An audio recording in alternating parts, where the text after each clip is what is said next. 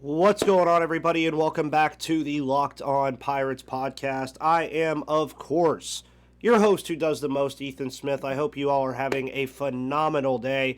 It's Wednesday, so I am a little bit behind, guys. I know you're supposed to get your episode with Gary on Monday. You're supposed to get one today, but we're going to be doing today, tomorrow, and Friday, so you get your 3 episodes this week. I have been a little bit under the weather. I am feeling a little bit better, which is why we are here, why we are getting you guys back to player profiles. And on today's episode, of course, we're going to be talking about Ke'Bryan Hayes and Ben Gamel, those two guys who were very good parts of this Pirates team last year in 2021. But what can each of them do to build off of a strong 2021? And, for Ke'Bryan Hayes, can he take the next step to Stardom in 2022? And can Ben Gamel build off of that strong 2021 season? And does he become a trade candidate at that point? Or does he become an integral part of what this team is doing over the next couple of years? Guys, thank you so much for tuning in, as always, and listening every day here on the Locked On Pirates podcast, a part of the Locked On Podcast Network, where it is your team every day. You can follow me on Twitter at MVP_Ethan. You can also follow me on Twitter at Locked On Pirates, where you can connect with me. Starting next week, we're going to start doing the guest pods, where I want you guys to come on and talk about whatever we want to talk about, or we could talk about beforehand what we want to talk about here on the Locked On Pirates podcast. But thank you so much for listening on Apple Podcasts. We are the number 65 ranked baseball podcast on Apple Podcasts right now, so thank you so much for that. But with all that said, guys, when the music hits, it's time to get real. So let's get into today's episode.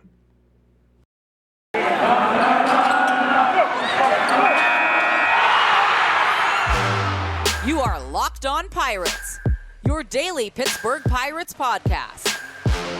Part of the Locked On Podcast Network, your team every day.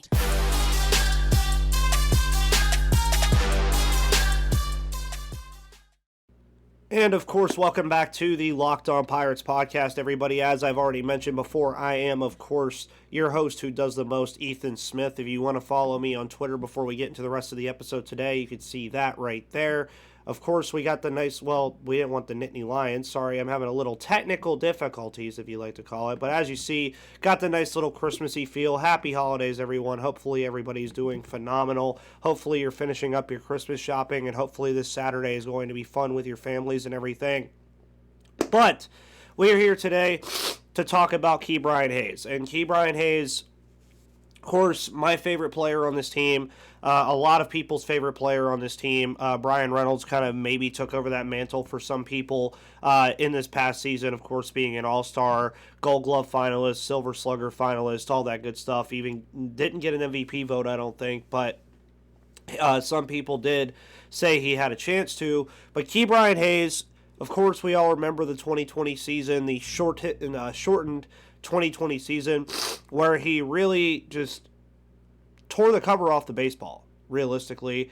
You look at his first couple of games in 2020, and I've already had a pod way back, like last year, where I compared his start to other Pirates greats, and it's right along guys like Roberto Clemente, Andrew McCutchen, stuff like that. Then 2021 comes, and realistically, the season got off to the start that you wanted it to for Ke'Bryan Hayes. In Chicago, opening day, hits the home run against the Chicago Cubs at Wrigley. Everything's on the come up, right? And then, things come around the next day. And we're like, okay, maybe he'll hit another one. And instead, he suffers that wrist injury that kept him out for a good portion of the year. And realistically, when that happened, I said he was not going to be the same player in 2021 at all, even when he came back. There was really a lot of misinformation about when he was coming back. If you guys remember, it was just a whole mess of when he was going to be coming back and all that stuff. He eventually did. And the main issue that Ke'Bryan Hayes had last year, and I said this all the time, the main issue he had last year was the high-end fastball. Pitchers found it, and they attacked it, and eventually he did catch up to it a little bit, right? And the one thing that I did enjoy about Ke'Bryan Hayes last year is you finally got to see his defensive prowess on display last year. That was probably the best thing that I saw from him. That was the thing that was really fun to see from him. You already knew that was there, though. Like, I know people, I hate to say it that way, but you already knew that it was there. You already knew that Ke'Bryan Hayes was going to be a Gold Glover in this league at some point. I think he has a real shot to win it in 2022, by the way, since we're talking about him going into this year. But as you see, I posed the question in the intro, and I posed the question again. Can he take the next step to stardom in 2022? That's really the question here. And I'm not saying he has to be a superstar. He doesn't have to be Vladimir Guerrero Jr. or Shohei Ohtani or one of these guys, right? He doesn't need to be a superstar. But if he can be on even the level of Brian Reynolds or a little bit lower than that and show like, hey, he is the future third baseman of this roster, of this team for the next couple of years and deserves a contract extension, deserves all that stuff, deserves all that talk, what does he have to do that? First, adjust to what pitchers give you, which he did near the end of the year, I would think, before he eventually got shut down. But if he can really start hitting that high-end fastball and also start not chasing stuff out of the zone, all that good stuff, and keep the defense, you could be talking all-star for Ke'Bryan Hayes in 2022 if he could pull that all together. Now, am I saying he's going to pull this all together? No. Am I confident that he can? Yes. I think everybody that listens to this podcast can be confident that, that Ke'Bryan Hayes can hit 280, 270 instead of the 250s. We saw him hit 376 over 24 games. That's not easy. I mean, it's 24 games. It's a small sample size, but going into this year, if Ke'Bryan Hayes can do the same thing he did with defensive runs saved and fielding percentage and just everything he did last year defensively, if you just copy-paste his defensive stats from 2021 to 2022, and you say, okay, we have those, right? Where he was already a Gold Glove, like finalist, or should have been in my opinion, but he wasn't. And then you say he hits 270, right? So if we look at his stats from last year, just so you guys get a reference and you get an idea. Ke'Bryan Hayes last year, again, keep in mind he had the wrist injury and everything, so he will be coming into 2022 fully healthy. He still hit 257 last year, over 362 at-bats. 93 hits, 49 runs, right? Okay? 6 home runs, I would like to see that number go up. 38 RBIs, I would like to see that number go up. Now, how do you constitute it going up? We'll see. But I mean, if you look at his career right now, if you combine 2020 and 2021 for Ke'Bryan Hayes, his average is 280. It's kind of what you want it to be, right? That's what I just said. I wanted it to be in the 270 to 280 range. So if he can replicate that over an entire season, depending on how long it's going to be with the CBA and everything, if he can replicate a 280 average, and he has 11 home runs on his career, I want him to get to 15. I think 15 is a good number. 10 to 15, anywhere in that range, I think is a good number. You look at his RBIs. He has 49 RBIs. I want that number way up. But it's also going to be tougher for him to get that number way up because I also like him in the leadoff spot. That is one of the things I loved about Derek Shelton in 2021 was putting Ke'Bryan Hayes in the leadoff spot after Frazier was traded. I thought it was a phenomenal move. I thought he should have did it sooner rather than later. And I thought Hayes did very well out of that spot. I really did. And, I mean, again, you look at his stats over those 2 years, and 2020, most people, and that's what I do, I combine those stats together for him because 24 games that year, and then you look at the amount of games that he played, I believe, in 2021, 96 of the 162, which equates to 120 career games. So over 120 games, he has a 280 average, only 107 strikeouts to 40 walks, which is not bad. 125 hits, 49 RBIs, 11 home runs. If he could get 15 home runs and 60 RBIs and a 280 average and bring that same defensive acumen that he is capable of in 2021, I think that's all we can really ask for, right?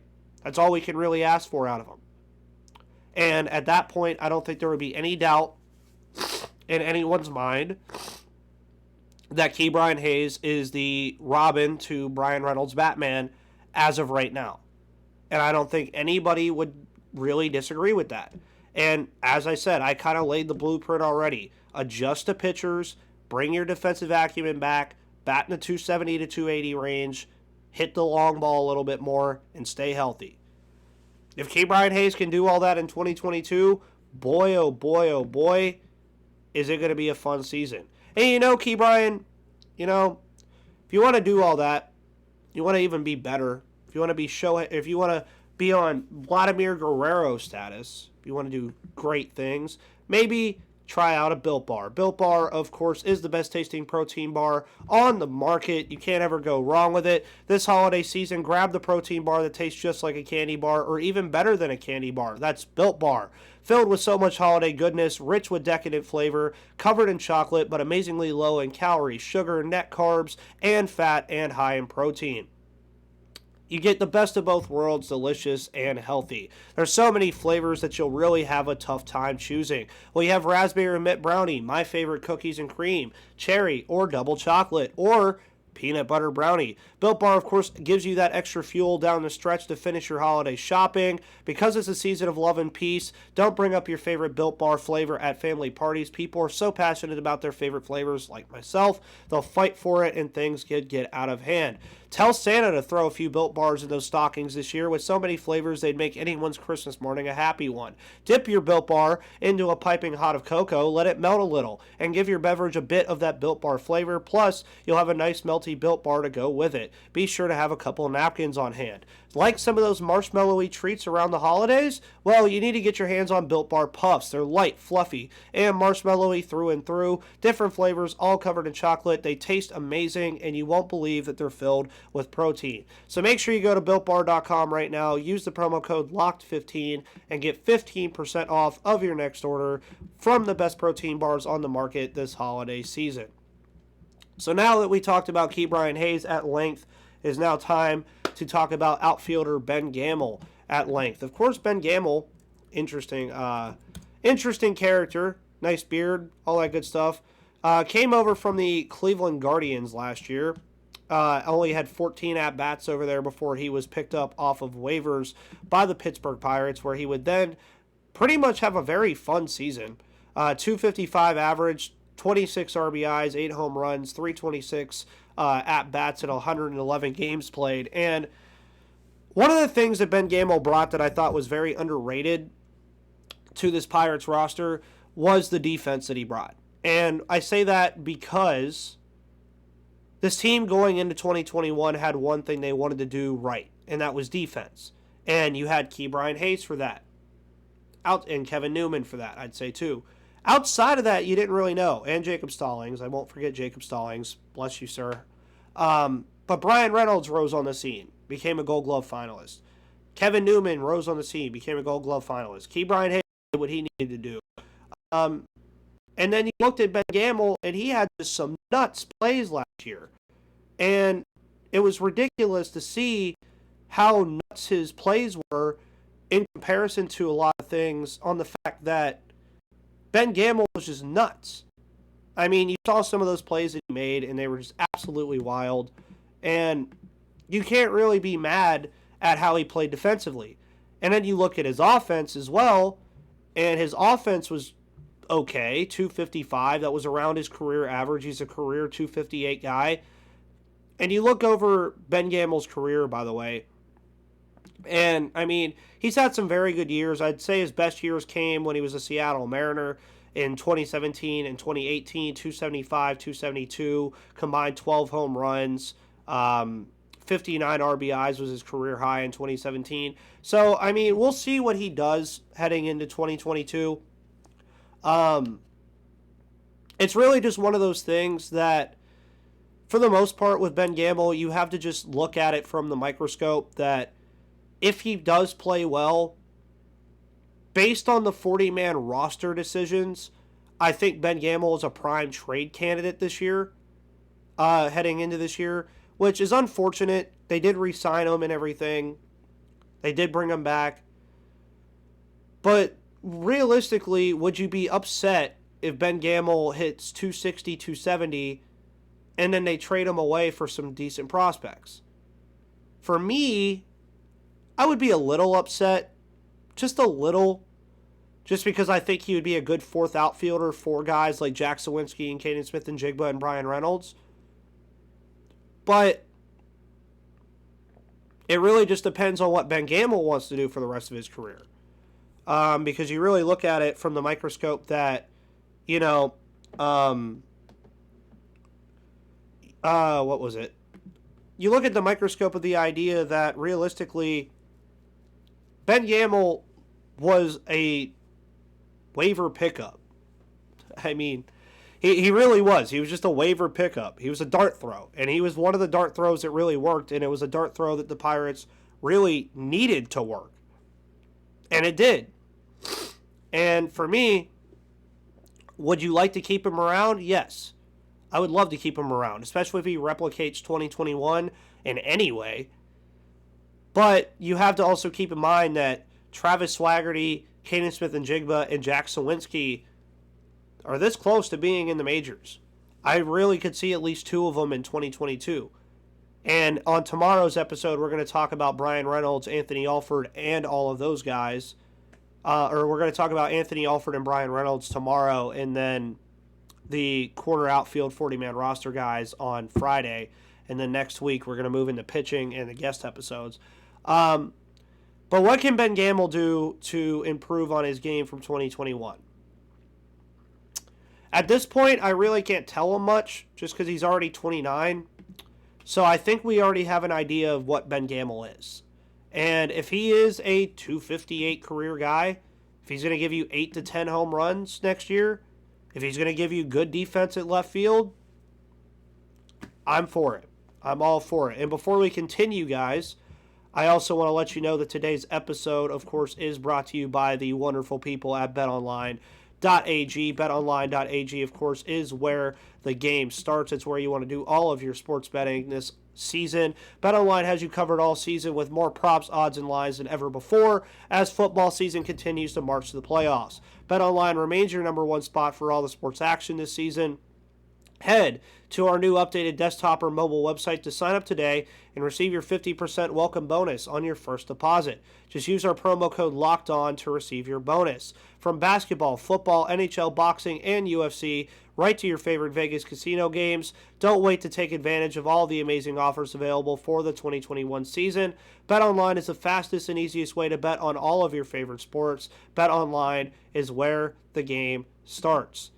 Now, of course, like I mentioned, with Ke'Bryan Hayes, Ben Gamel and Ke'Bryan Hayes are very different people. They're very different players, very different people. But for Ben Gamel, I think at this point for him, if he is staying in Pittsburgh, say, for the next 2 or 3 years, like I said, I think he's going to be a fourth outfielder. I think that's what his ceiling would be at some point. On most teams, he's not going to be starting, right? He's not going to be. But realistically, under the microscope of looking at the guys that are going to be here, right? I already named some that we're going to talk about. And then if you look at some prospects that are still here too, Hudson Head, Lonnie White, Lonnie White Jr. Sorry, I don't know why I rethought that. You have all those guys that are eventually going to come up too. So, again, with Gamel, I think it's really just, like I said, replicate what you did in 2021, if not better. If we get better, I'm all for that. Honestly, I really think that would be absolutely great. And the thing is, too, with it, is you really just have to look at it under the microscope that Ben Gamel can have left field on lock right now. Brian Reynolds has center field on lock right now. Ke'Bryan Hayes has third base on lock right now. But what's going to happen when these guys get tested? That's going to be the real question. But hopefully, guys, you enjoyed today's episode about Ben Gamel and Key Brian Hayes. Of course, thank you for making me your first listen of the day every day here on the Locked On Podcast Network, where it's your team, your Pittsburgh Pirates, every single day. Make sure you follow me on Twitter at MVP_Ethan or on Twitter at Locked On Pirates. Get in the holiday spirit, everybody. It's around that time to get in the holiday spirit, so let's get that rolling. And thank you guys so much. Hopefully, check out this episode on YouTube, Apple Podcasts, Spotify, Odyssey, Google Play, wherever you find your podcasts. And I will be back with you tomorrow. See you on the flip side.